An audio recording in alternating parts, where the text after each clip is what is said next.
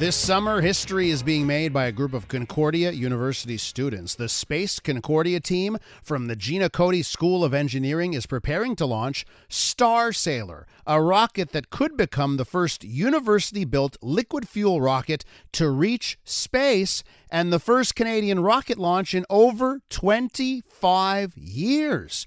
Joining us now is Oleg Khalimonov. He's program lead for the mission. Oleg, welcome to the show.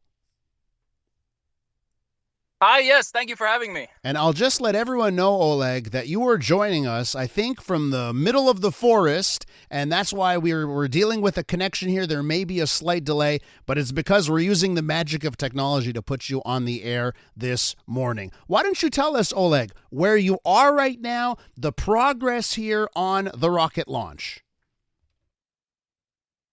Thank you very much, and also thank you again for the introduction. It was very kind of you, some very kind words. So we're up about 250 kilometers north of the town of Mistassini in northern Quebec, which is also happens to be at 1,000 kilometers away from Montreal. And we're setting up here to, we're assembling our launch tower, doing some pre-flight inspections on our rocket Star Sailor, and we're getting ready for our launch. And tell me about Star Sailor. Tell me about why your rocket is special. Well, it's very kind of you to say that it's special. We certainly think so on our end. But Star Sailor is a pretty cool rocket. It's definitely one of a kind. It's built entirely by students, and it also happens to be one of the most powerful rockets ever built by students in the world. It actually carries an engine that's more powerful than SpaceX's first engine that they ever built. And it was developed over the course of 7 years in Concordia University. What are the types of permits you need to get? You know, Oleg, I think about the permits we need to get in the city to do anything on our own property. What kind of permits do you need to launch a rocket this powerful? Oh man, do you have an hour and a half? Because it's that bad, eh? But yeah. Well, you know, the thing is, it's like anytime you try something new, you approach. For example, we approached Transport Canada with this a couple years ago when we decided to set our eyes to launching in Canada. Originally, we planned on launching in the US for a competition, but after the competition was canceled, we thought to ourselves that we had developed this vehicle, and had we just launched in the US, you know, we would have just been another nameless rocket amongst thousands. But when we started to look at our home, we realized that you know, we had an opportunity to actually do something special here. So we approached Transport Canada, and they were very eager and excited, and as well as everyone else who's been involved, really. So we've seen nothing but support. You know, everybody really wants to make this happen. We've spoken with, you know, SOPFEUR. We've spoken with Ministère des Ressources Naturelles et Forêts. We've spoken with Environnement Canada, Environnement Québec. You know, the Cree First Nation of Mistassini, they've been outstanding, excellent. You know, we've seen nothing but support from the local community here. They're truly incredible people. We love to work with them. And even Concordia University, you know, the Gina Cody School of Engineering has just been fantastic in supporting this outrageous project. So really, it hasn't been that hard. Oleg, I love how you describe it, outrageous. I love it when it's used in the positive way like that. I think all of our listeners can hear you right now and the passion that you have and the enthusiasm. So I have to ask you, where did you get your inspiration from? Well, how'd you get into rockets? Where does all of this passion come from? That's a good question. Well, you know, I think a lot of us. So I ended up in this by accident. You know, I actually did my deck in social science and psychology. You know, so engineering was a bit out of left field for me. But you know, I always had a passion for fixing things and kind of figuring out how things worked. And when I was in university, there just happened to be this club that was building space projects. You know, a little satellite, micro satellite, building small competition rockets, and I just got involved in that. I mean, I think a lot of people can relate. I think one out of every two kids always wanted to be an astronaut when they were a kid. And myself and the entire outstanding team that we have, I think they shared that same dream. When we all got a little bit older, we realized our odds were a bit low. Maybe not all of us are going to go to space, but at least we could build something that can. So we all got together. We're very like-minded people, and we definitely enjoy working together. I was one of those kids as well, Oleg, and that's why I'm so envious of hearing you talk about what you're doing with rockets right now. Oleg Khalimonov is with us. He's program lead of the Rocketry Division at Space Concordia. He and his team, they're about to launch a rocket into space. So, Oleg, let's talk about timelines here. I have it here that you've got a launch window that opened up today, runs for the next 10 days. Maybe get into that, when you hope to get the rocket up off the ground.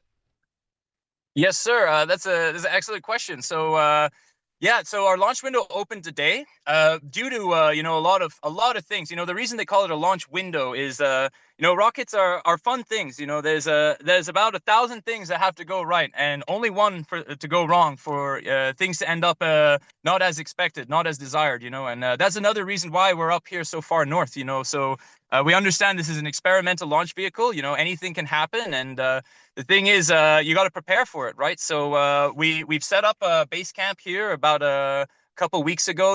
We've been assembling the rocket, checking the weather, setting up our tower, our ground control stations. We've been running through pre-flight checklists, making sure that everything's working correctly. Just last night, we conducted an excellent test, our first test of the rocket on the pad. Today, this morning, we conducted another test that was a better simulant of the launch. Everything's looking all right. We're actually we're racing a weather front right now, where wind's picking up. So one of the reasons they call it a window is because whenever you're flying an object to space, you're heavily dependent on the weather. So we're currently trying to wrap up our testing, put the rocket back in its shipping container, do some final preparations for our last test before launch, and wait out the bad weather that's going to be here for the rest of the day. We're hoping to launch. We're hoping to do a couple more tests in the coming days, and then maybe even do a launch by Monday. Oleg, who's paying for this? All this sounds pretty expensive. Is there some billionaire behind this, or where do you get the money to launch a rocket?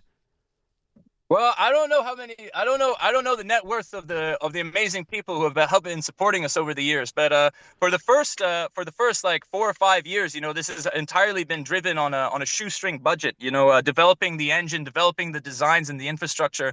One of the great things about this world is math is free. So you can sit down, you can draw a lot, you can write a lot of equations, you can do all the designs, but at one point you're gonna have to buy the steel. So what we ended up doing is we did all the design, we did all of the analysis, built our rocket engine test stand, we built our engine, we ran a test, and we ran a whole bunch of tests, got a working rocket engine. And then all of a sudden, there's a lot of philanthropists out there that started to believe in us. They saw what we were doing, and they really liked the idea of a student-built rocket flying to space. So we were supported a good 2-3 years ago by Mr. L'Entretien, who graciously donated almost about $400,000 to help support the project. And that has been instrumental in getting us to where we are today. Wow. And beyond that, even most recently, Gina Cody herself, the namesake of our engineering institution in Concordia University, really wanted to make this happen. And when we were struggling right at the finish line, she swooped in and saved us and donated another $100,000 to help make this launch happen. So huge shout out to both of them. And also the countless industries and companies and just mentors all around the world who've helped us out, donating equipment, time, resources, to help us out.